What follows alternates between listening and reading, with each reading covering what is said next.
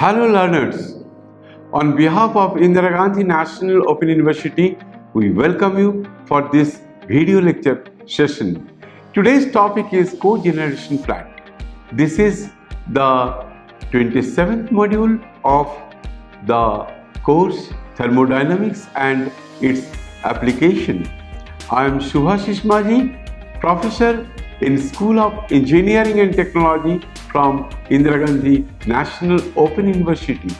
Today's topic is cogeneration plant. After listening to this video lecture, you will be able to understand the concept of cogeneration plant. You will be able to appreciate the classification of cogeneration system, and also you will be able to explain the types of cogeneration system. First of all, let us discuss what is cogeneration. Definition of cogeneration is where a fuel source, for example gas and biomass, produces energy, for example electricity, at the same time as producing thermal energy, as an example heat, in one process. Cogeneration means cogen, that is CHP, combined heat and power. So today's discussion will be on cogeneration system. Cogenerations or combined heat and power, that is CHP, is defined as the sequential generation of two different forms of useful energy from a single primary energy source, typically mechanical energy and thermal energy. Mechanical energy may be used either to drive an alternator for producing electricity or rotating equipment such as motor, compressor, pump or fan for delivering various services. This is the block diagram of cogeneration system with condensing steam turbine.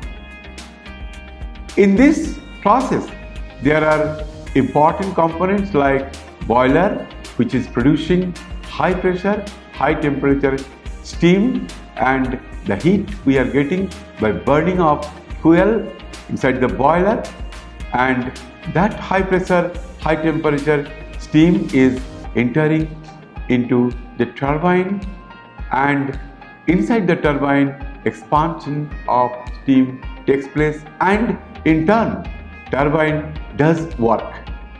The shaft of the turbine is coupled with the shaft of the generator, and in turn generator produces electricity.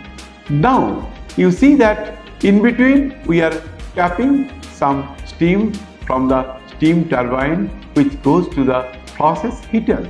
So steam to process, and thereby the heat is given out and we get thermal heat for the processes which are required for any industries like chemical industries, cement industries, textile industries, where heat is required, and that heat we can get from the steam turbine, either tapping or extracting heat in between the processes of turbine work, and that heat we can utilize as a process heater.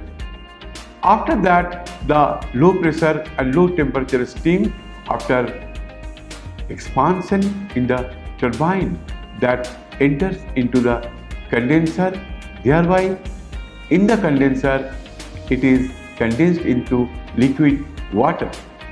But in the process heater, when the heat is given out to the process, after that steam may be condensed into liquid and it is sent back to the condensate tank, and in the condensate tank we get only fluid in liquid form. So the liquid water from the condensate tank is sent to the boiler with the help of a pump. So this is the schematic diagram for the cogeneration system with condensing steam turbine. This is one of the diagrams for cogeneration system with closed cycle gas turbine. In the gas turbines, the main components are compressor, combustion chamber, gas turbine and generator. In the compressor, the air is compressed and the compressed air is sent to the combustion chamber, and there is fuel injected or fuel is given in the combustion chamber as a heat source, and the high pressure and high temperature combustion gas comes out from the combustion chamber and enters in the gas turbine, and the gas turbine shaft is coupled with the shaft of the generator. In turn, generator is producing electricity.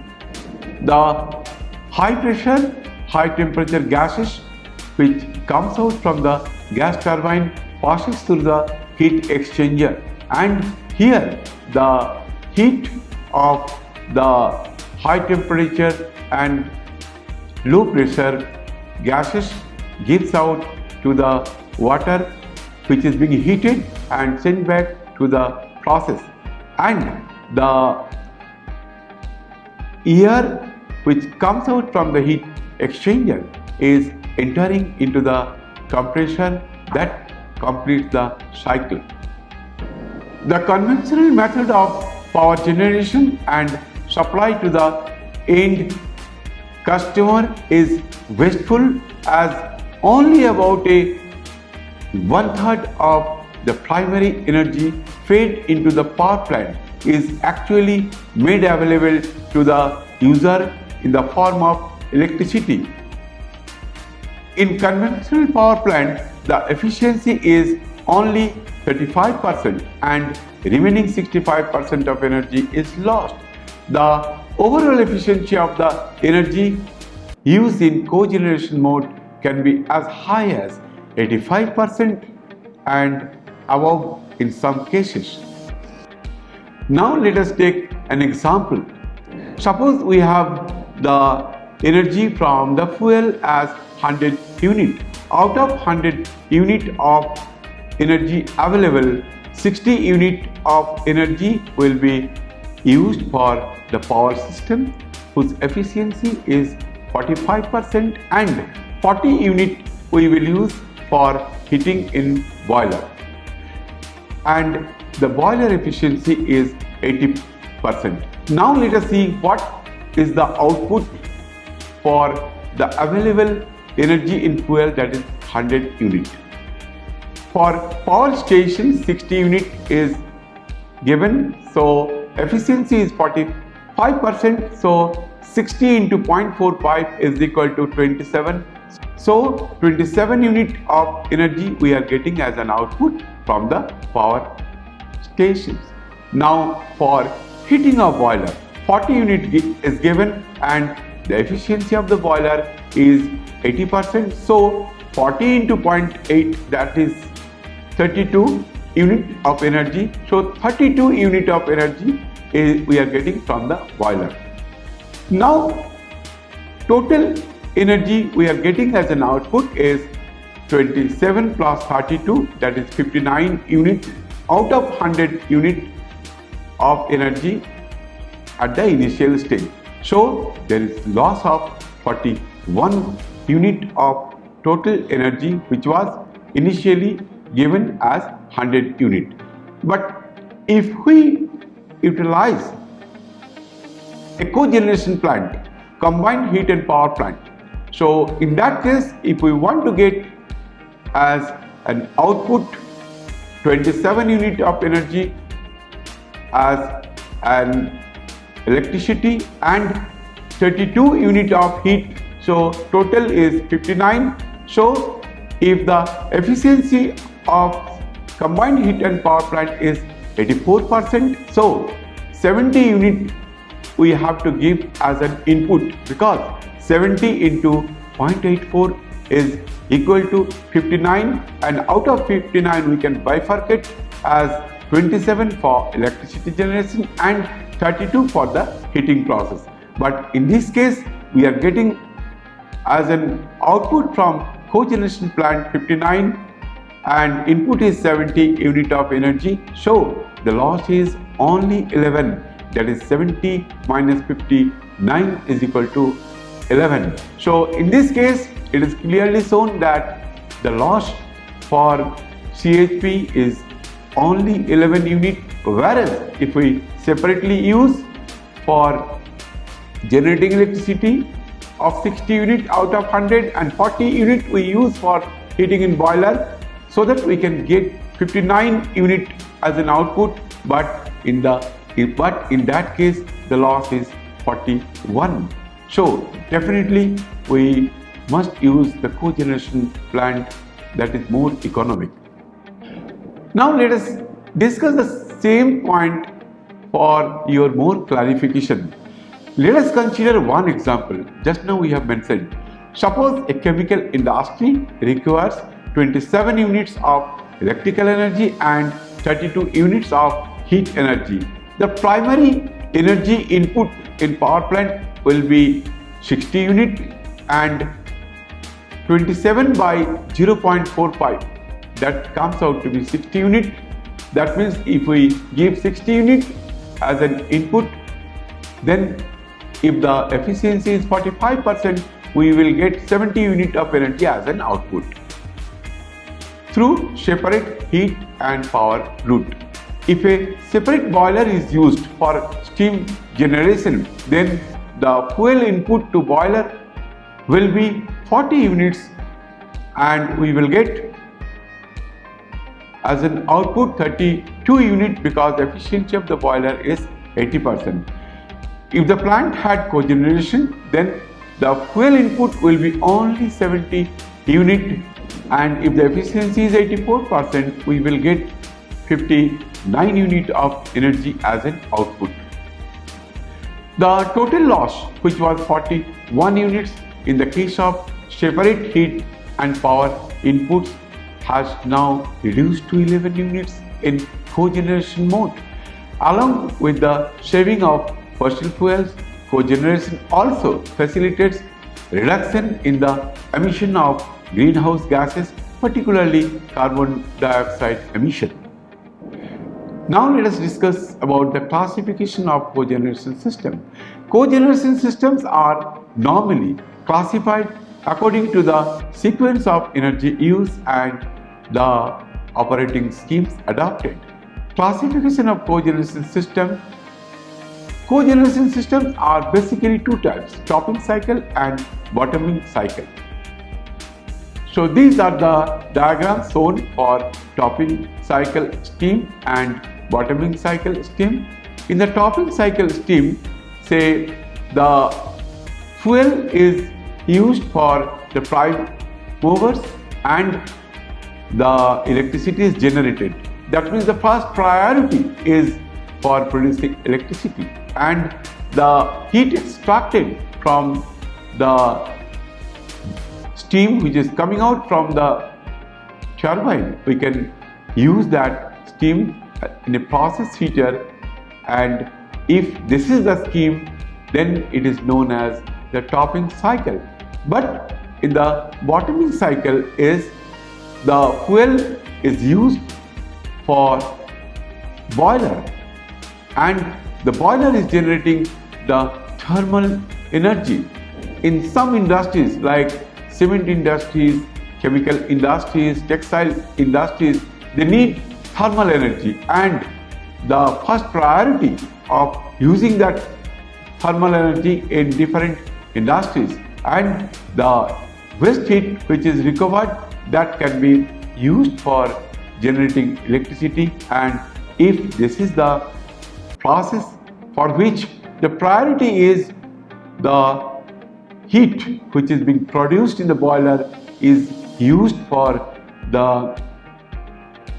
different processes as a thermal energy, and if this is the priority, this cycle is known as bottoming cycle, and the byproduct energy which we get as a waste heat, that can be used for generating electricity. And this bottoming cycle is generally used in big industries like cement industries. In the topping cycle, the fuel supplied is used to first produce power and then thermal energy, which is the byproduct of the cycle and is used to satisfy process heat and other thermal requirement. In the bottoming cycle, the primary fuel produces high temperature thermal energy, and the heat rejected from the process is used to generate power through a recovery boiler and a turbine generator.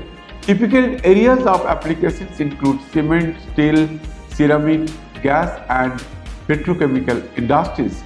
Topping cycle cogeneration is widely used and is the most popular method of cogeneration. The two types of steam turbines mostly widely used are back pressure and extraction condensing. The choice between back pressure turbine and extraction condensing turbine is driven mainly by the quantity of power and heat, quality of heat and economic factors. The extraction point of steam from the turbine could be more than one, depending on the temperature level of heat required by the process. Now, see, if you use the steam which is coming out after the expansion in the turbine, and that is having some saturation temperature. So with that temperature, the water can be used in a process heater. But sometimes the heat required is more. High temperature steam is required for the heating process in some industries. So in that case, we have to extract steam at different points as per the requirement of the thermal heat required by the industries. We have to extract that steam at that particular point from the steam turbine. The main advantage of using steam turbine over other prime movers is the option of using a wide variety of conventional as well as alternative fuels such as coal, natural gas, fuel oil and biomass. The power generation efficiency of the cycle may be sacrificed to some extent in order to optimize heat supply. This is the block diagram of simple back pressure. So here the boiler is there for generating high pressure, high temperature steam. That high pressure, high temperature steam enters to the turbine and expansion of steam takes place in the turbine. Thereby, turbine does work and the shaft of the turbine is coupled to the shaft of the generator, which in turn produces electricity. Now the low pressure steam, instead of passing through the condenser, here it is passing through the process heater, and the heat is given out to the circulating water in the process heater, and that water receives the heat from the steam and thereby its temperature increases, and that hot water is being used in the industries. After that, it is sent to the boiler with the help of pump, and that completes the cycle. In this case, we are assuming W kg per hour steam passing through the cyclic process. This is the TS diagram of cogeneration power cycle. Here, point 1 is the entry point of the high pressure, high temperature steam entering into the turbine. Here, the rate of mass flowing through the cycle is W kg per hour, and exit point of the turbine is point 2, and 2 and 3, these are the state 2 and state 3 of the process heater, and 3 is the entry point of the water, the pump, and 4 is the exit point of the pump. So here you see that in this diagram it is very clear how to calculate the turbine work, how to calculate the process heat required, and how to calculate what is the fraction of energy utilized for this cogeneration power plant. Now see, WT is the turbine output in kilowatt. QH is the process heat required in kilojoule per hour, and small w is steam flow rate in kg per hour. Now WT into 3600 is equal to small w within bracket H1 minus H2. Here we are multiplying 3600 because turbine work is given as an kilowatt, that is kilojoule per second. We have to convert into kilojoule per hour. Now W into H2 minus H3 is equal to QH, that is heat given out to the cold water for heating up, which can be used in the industries in the process heater. Now we can write WT into 3600 is equal to QH divided by H2 minus H3 multiplied by H1 minus H2. From this expression you can find out QH, the heat given out from the cogeneration plant for the process heating. QH equal to WT multiplied by 3600 multiplied by H2 minus H3 whole divided by H1 minus H2. Fraction of energy of Q1 utilized in the form of work WT and the process heat QH in the cogeneration power cycle equal to WT plus QH whole divided by Q1. In the cogeneration power plant, the condenser loss is 0 because we are not using condenser. Instead of condenser, we are using the process heater, and in this case, the fraction of energy utilized is maximum. The efficiency of a back pressure steam turbine cogeneration system is the highest in cases where 100% back pressure exhaust steam is used. The only inefficiencies are gear drive and electric generator losses and the inefficiency of steam generation. Therefore, with an efficient boiler, the overall thermal efficiency of the given system could reach as high as 90%. This is the diagram for extraction condensing steam turbine. What is the need of extraction condensing steam turbine? Sometimes the heat required for the chemical industries for different process is more. So definitely we have to extract steam from the turbine as per the requirement of thermal heat. So here there is extraction of heat and it is being passed through the process heater and heat is given out to the water in the process heater, which is being used for the process industries, and after giving out the heat it will be transformed into water and it is being sent back to the boiler with the help of pump 1. Now the remaining steam after the extraction point will expand in the turbine for producing work, and at the end of the process inside the turbine, the low pressure, low temperature steam will pass through the condenser. It is condensed into the water and the pump tube sends the water to the boiler, thus complete the cycle. In this type, steam entering at high or medium pressure is extracted at an intermediate pressure in the turbine for process use, while the remaining steam continues to expand and condenses in a surface condenser. In two-stage extraction cum condensing turbine, medium pressure steam and low pressure steam pass out to meet the process needs. In an extraction cum condensing steam turbine system, the steam for the thermal load is obtained through extraction from one or more intermediate stages at appropriate pressure and temperature.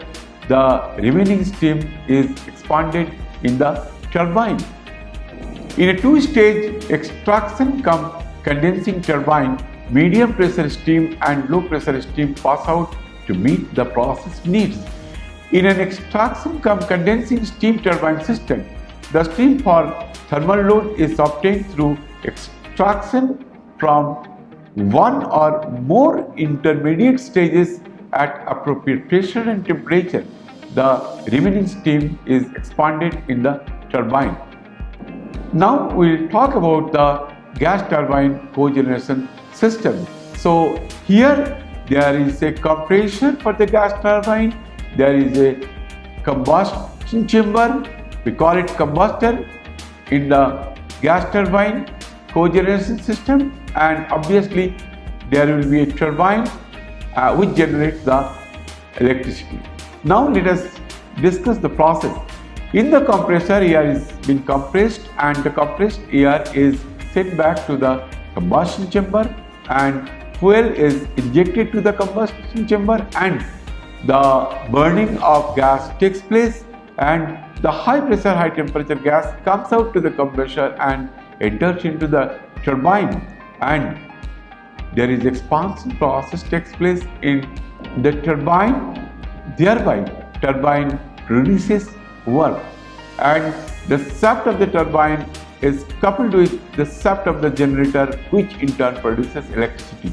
Now the hot gases coming out from the turbine is used for the heating purpose in the process heater, and after that when the heat is given out to the process heater, then it leaves the process heater as an exhaust gas. Obviously that temperature will be much less than the hot gases coming out from the turbine.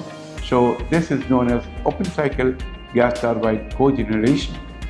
Gas turbine cogeneration systems can produce all or a part of the energy requirement of the site, and the energy released at high temperature in the exhaust stack can be recovered for various heating and cooling applications. Though natural gas is most commonly used, other fuels such as light fuel oil or diesel can also be employed. The typical range of gas turbines varies from a fraction of a megawatt to around 100 megawatt. Gas turbine cogeneration has probably experienced the most rapid development in the recent years due to the greater availability of natural gas, rapid progress in the technology, significant reduction in installation cost and better environmental performance. Gas turbine has a short startup time and provides the flexibility of intermittent operation. Now dear learners, we have discussed in detail about the cogeneration plant. Now let us summarize our discussion very quickly. We have discussed the concept of cogeneration plant. We have discussed the classification of cogeneration system. We have discussed different types of cogeneration system, and we have also discussed the different applications of cogeneration system. Thank you very much.